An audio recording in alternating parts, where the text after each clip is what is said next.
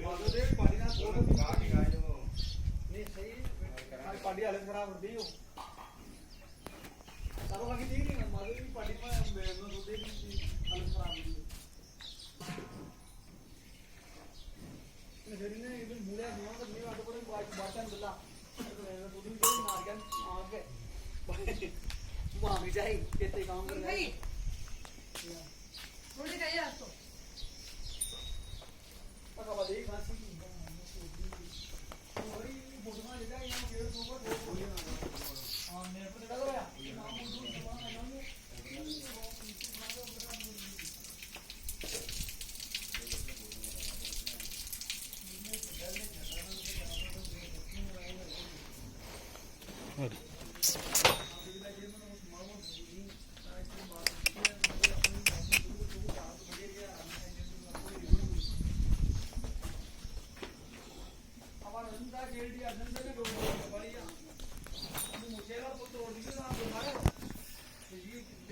बड़ा कौन डरा है वो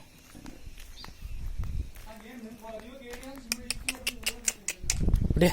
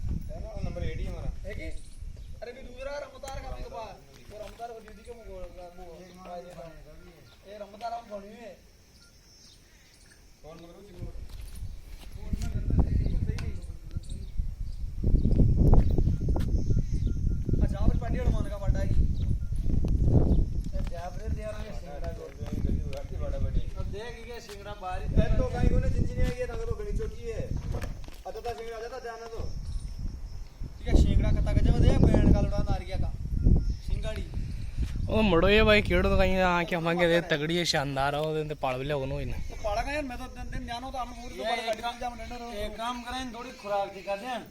हैं बताऊं पंजे को ना ज्यादा खुराक ले तो अरे खुराक पूरी कुछ खुराक देखें और क्या करना है बताऊं पंजे को ना खुराक ही मारने से बात कोई नहीं दूसरे ने कुछ घर को लौट दे जान तो नहीं देते ये जोड़ बढ़िया बांध दे बार तो तगड़ो करना है